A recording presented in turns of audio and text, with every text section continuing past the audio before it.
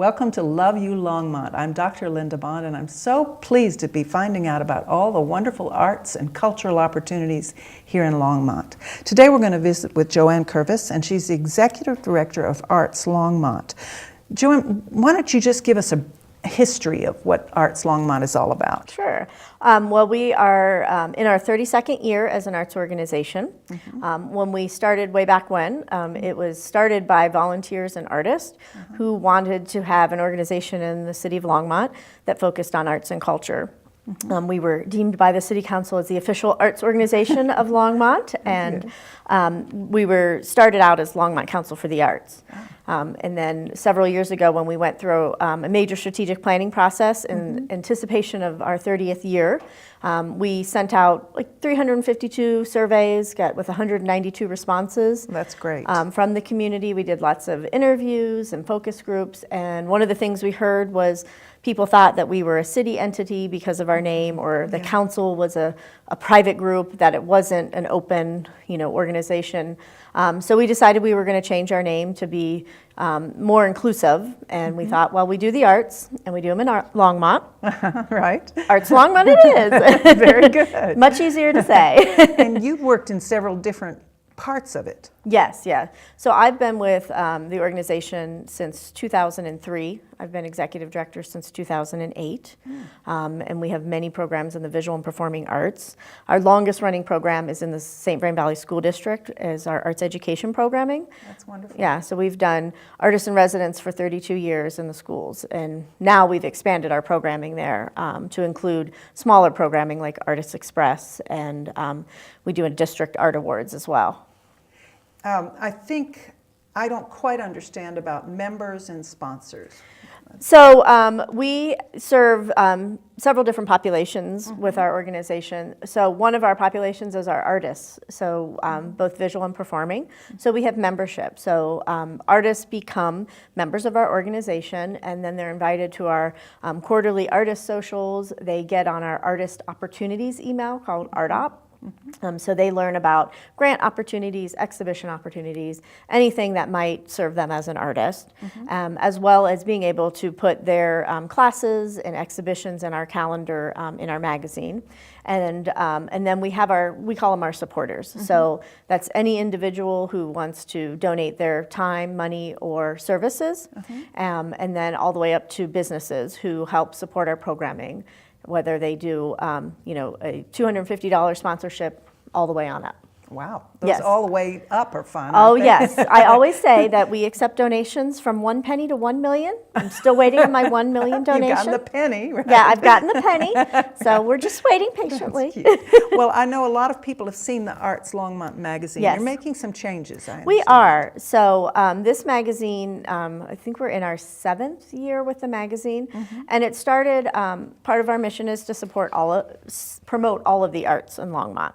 And so this magazine helps us do that. So you'll see information about our programs, but also the Longmont Symphony, the Firehouse, Art Walk. Good. We try to cover all of those different things. It's a beautiful publication, and it takes a lot of time and a lot of money. And the biggest part was, are enough people seeing it, for the amount of money and time that goes into it. Right. So we're transitioning to a digital format.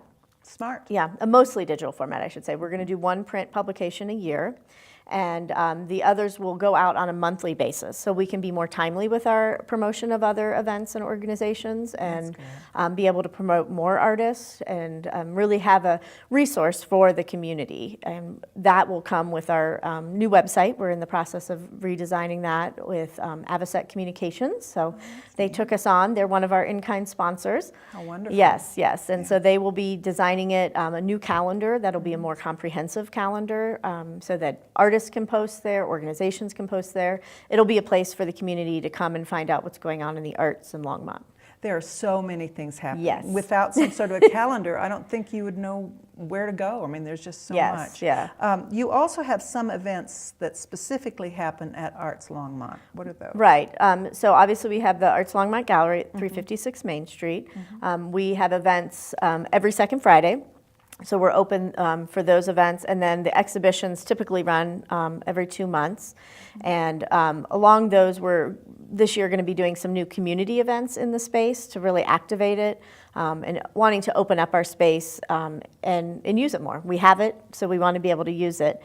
So we'll be doing a special event on May 4th and 5th that will be a jewelry trunk show and miniature art sale. So getting ready for Mother's Day and graduation, we're going to be the place to come. Because it is wonderful to be an artist, but it's also nice to make a living with art, and that's sometimes hard without an organization. Right, and I think, that's the part, some people don't understand, like, oh, well, they make their art, they're happy. But it's part of the creative process is to sell the work, because if they don't sell the work, then how do they make that next piece? And, there are people that make a living at this, so they need to be able to sell their work so they can make a living. I'm excited about an exhibit that you're going to be having that is a collaborative work, and we are so pleased that we got to go out on location to Arts Longmont and find out all about it. This is Diane Martone, and she's part of the exhibit called What Unfolds at Arts Longmont. Now, what does that title mean? Well, this exhibit is focusing a lot on paper, paper and the written word. So kind of the old school writing on paper. We have a lot with, we're combining visual artists and writers or poets. So that's kind of the theme of this work, is dealing a lot with just kind of staying within those mediums. You are the first paper artist I've ever known. Oh. What an honor. So tell us about your art, what you're going to be exhibiting here during that. Right, well, I can give you a little sneak preview, because part of the nature of the exhibit is that I'll create something, and then a writer will respond to my work with poetry, and then an artist will respond to his written work. So it's kind of like the old telephone game. Oh, how fun. So I'm starting off kind of the idea, but the idea too is that other artists aren't aware of maybe what I'm doing initially, and they're responding as they go. But I do cut paper art installations, some two-dimensional work, but for this particular piece, I am creating work. I'm originally from around New York, and there's this cottage that I grew up at that I sort of get really sentimental about, and so it's a lot about just kind of missing home. But I'm also going through a lot of upheaval in my life, and so this particular piece is dealing with lots of these little chairs, probably a couple hundred of them. Goodness. And they're paper, these little chairs. And they're based on a chair that's at this cottage that I grew up at. And so it's sort of about stability, the idea of stability and instability, and visual artists for this exhibit are incorporating words as well, and so my word is tempest, like a storm or sort of unrest. So that's going to be exhibited in kind of how I display the chairs. These will be displayed on the wall, is that what I understand? Hanging in space. Oh, what fun. Yeah. So the shadow, in addition to the art, is part of the installation. Right. It'll cast lots of shadows that sort of intersect in different ways and create different shapes. And a lot of my previous work has focused on the shadows. So I really like to play with shadows in my work. Diane, I can't wait to see what happens. Thank you so much for being with us. Thank you. David Bailey, the self-proclaimed poet laureate of Longmont, is going to be doing the response to Diane's work. Now, what does that mean, that you're going to respond to her work? Yeah, I was pleased to be picked to do this in the Firehouse Arts Center. I've seen her work, and so she was kind enough. We met for an hour, and she gave me some clues, one of which related to chairs. Yes, and so that's so cute. And so what I see, my mission is to uphold what she's doing, but then to bring my own thoughts and philosophy into it as well. And your words. Yes. You brought a clue to your words? Yes.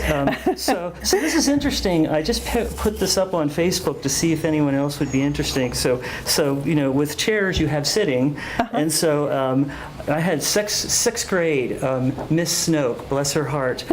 She would always say, "Sit down, sit up, sit the right way," and because I always wanted to sit weird. And so I put this up on Facebook and I said, is this still going on? And apparently this has gone away many decades ago, but I think older folks will maybe, this will remind them of their grade Anybody school. who's ever been told what to do and that the way they're doing it is not the right way, I think would respond to this. Yeah. I can't wait to see the visual art with the written art, and then transfer it again to the visual art, and then again to the written. I can't wait either, so yes. Thank you so much, David. Thank you.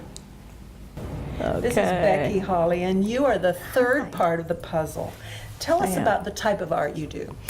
I do mixed media art with all reused materials.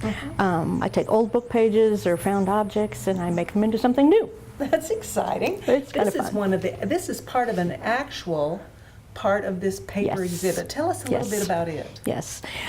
This is just a little part of my part that I call the wallpaper. And my part is kind of about feeling overwhelmed. And, we have so much input today and so many things coming at us, and we're always doing something. And we're on our phone, and we're doing this and doing that. And as an introvert myself, I often feel like there's just too much. There's just too much, and I just want to hide for a little while. I want to crawl under my rock, and this is part of the input we get, kind of just showing that. What does that say? This says unstable. Oh. 3 times. Unstable. I've got some words written on some of the wallpaper, and some of them are the words that David is using in his poetry. Which is really interesting because you didn't get to see the first art that inspired David. Right. And David won't see your art until it's all through, and then there's a fourth poet who will respond to this. Tell us a little bit about some of the things in here. I think that might be calculus. Am I right? I have no idea what that is. It's a foreign language to me. Yeah. I've been a graphic designer forever, and I love typography. And just the different ways we communicate. There's a lot of different languages in here, some Asian, Braille even, which is kind of its own thing. And I love the texture of papers and Braille, and the languages just fascinate me, and music, and just the way it all looks is a visual, I don't know, it's just cool. Becky, thank you so much for being with us. I can't wait to see the entire exhibit. Oh, thanks. We appreciate you being here. Thanks. Marge Hahn is the final piece of the puzzle of this wonderful exhibit. Now, how did this idea come about? Joanne reminds me that we were both at an event in the area. She was a panel member and I was in the audience, and I probably asked something about how visual artists work, and how I always want to learn from visual artists as a writer. I find that I learn more from visual artists about how to expand my writing practice than I learn from other writers, actually. But the work of a visual artist is very different from a poet. Yeah, so what I learned from visual artists is that they relate to positive and negative space with equal weight. So a painter knows that this is as much the painting of the body as this is. So I said, well, how is silence, if I speak a poem, and white space on the page if I write a poem, how are those equally weighted with my words and with the content that the words deliver? So I just have more consciousness that language is a medium, and that art making is inquiring into the medium. What can language do and not do against white space, against silence? So I'm less committed or faithful to what I have to say, but how am I saying it? Now, you're only going to know what the artist in front of you creates. That's right. You won't know 2 steps backwards. That's right. So Yeah. how do you deal with that? You know, I really just go instinctively. I don't even try to comprehend everything that visual artist was doing. I find the piece that has an emotional hook for me, and I just go with that. And that's where I follow the emotional impulse, but then structurally, I see how I can use some of the components of her piece to actually derail what I thought I wanted to say. Oh, how interesting. Interesting. And so that's when I get more deliberate. I let the emotional impulse be the driver, but I also be the craftsperson. And that's how I'm doing it. I cannot wait to see what you do. Thank you so much for being with us. Thank you. That was really interesting. I love the way those artists and writers work together. How much fun is that? You also have Friday afternoon concerts. How do you pick artists and performers for that? So we work with a lot of the area musicians. Longmont is really lucky because we sit nicely in the center of CU Boulder, CSU in Fort Collins, UNC in Greeley. We have a lot of musicians who got their masters or PhDs at one of those universities and then never left, because why would you want to leave? Smart. So we have a really amazing music community. So our Friday afternoon concerts and art show held at the Stewart Auditorium at the Longmont Museum. We are in our 27th season, one of our longest running programs after our arts education. And it's an October through April concert series, third Friday of the month. And so we work with our local musicians. We try to do a variety of music, classical, chamber, jazz, gypsy jazz, Celtic. So we want the audience to get a wide variety of music. So this season we've had mariachi, gypsy jazz, blues. We're going to have a Celtic concert. March 17th, which is St. Patrick's Day. So we'll have actually a double concert on March 17th. So we'll do our afternoon concert, and then we're bringing the musicians back, and they're bringing a couple of additional musicians. Wow. And we'll do a concert for those people who are unfortunate to have to work during the day. Oh, yeah, there's that. Yes. You have a great relationship with the Longmont Symphony as well. Yes, yes. And in fact, I've been over the Arts Longmont a couple of times to meet people who are auditioning to be the new conductor. Yes, yes. How does that work? So we've just always partnered with the Longmont Symphony. It's actually a really collaborative art community. For, I think, over 16 years, the arts administrators from all those groups meet on a monthly basis. And so we're looking for ways to collaborate. And they don't have a space, to host events, so they look to us for that, and so we're happy to do it. So we've hosted 2 of their conductor searches. They do a reception so the community can meet one of the candidates. So we have the next one is Tuesday, February 21st.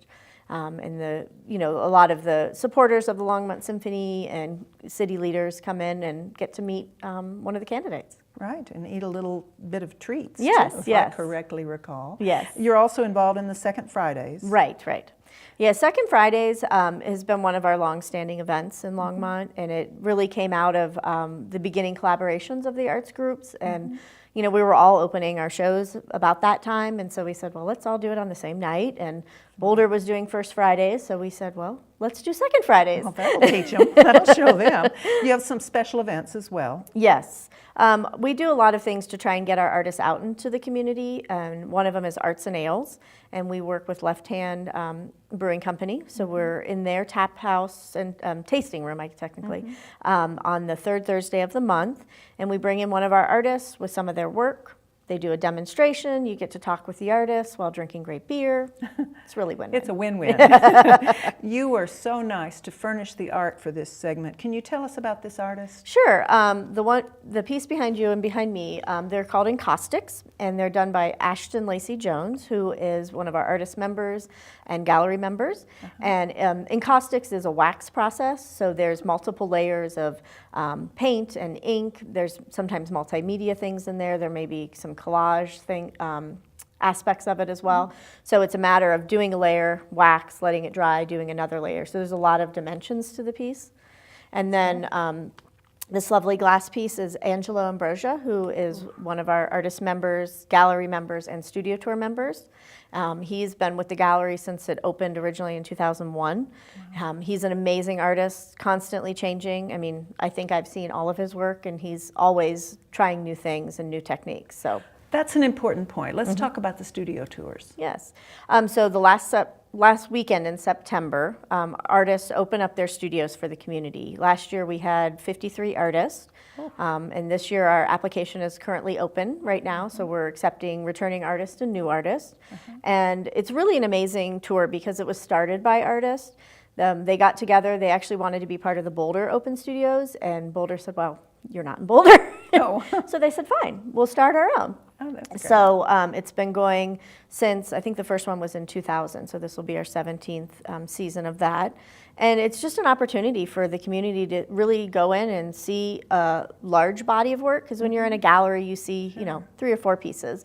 This, you get to see, works that they did a while ago, works that are in process, artists for sale. You can have conversations with the artists, and it's just really bringing them into the space. I wonder if anybody has gone to all 50 art studios. Not yet. We've had some people that have tried. So our program coordinator a couple years ago was desperately trying to make it around. I think she made it to all but a couple. We've had some patrons. Former Mayor Leona Stacker has diligently tried. I think she has our highest number of visits. So she's been a very big art supporter, and she loves to get around. What a wonderful service you do for the community at Arts Longmont. Is there anything you want to add?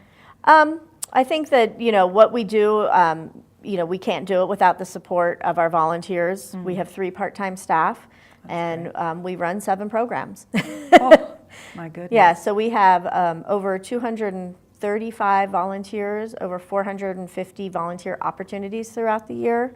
Wow. That's everything from planning a concert to sitting in the gallery to putting postcard labels on. So we can't do it without them. And then our individual supporters. So that's an area we're really working on building so that everybody in the community knows they can be a part of supporting us by, like I said, anything from a penny to $1 million. I might even take more than $1 million. If anybody came up with Yes, it. yes. We probably should mention that there's a shop right inside Arts Longmont where Right. people could actually support you by buying some art. Right. So within the gallery actually has kind of 3 sections. The first portion when you walk in is called our West End, and that's our special exhibition space. And so we do things like, right now we have Front Range Community College Faculty Show. The artists that we heard about are going to be an exhibit called What Unfolds, and that opens in March. Our main gallery is dedicated to our local artists. So we wanted a space that our local artists have a place to show all year round. We have about 30 that rotate through the space throughout the year. And then we have our gift shop, which is original art gifts starting at $10. So we have an amazing collection of art cards. All of our artists are open to put cards in the gift shop. And we have glass, we have jewelry, we have painted gourds, you name it, and we have it. All you have to do is want it and you'll find it. Right, That's right. great. So, and we're open Tuesday through Saturday from 11 to 5, and people can come in and see our show, come in for a gift, and get it all. Thank you so much. We've been talking to Joanne Curvis with the Executive Director of Arts Longmont, and there's so much going on, it's really exciting. I'm Linda Bond, and I'm so pleased to be with you. We'll see you next time on Love You Longmont. So what I love about Longmont is that, and I moved here a couple years ago from Lafayette, and I used to hang out mostly in Boulder. When I moved to Longmont, I found that it reflected back to me more of myself. What I love about Longmont is its focus on the arts. Everywhere you go downtown, there's sculptures and there's just art incorporated into everything. Love you, Longmont.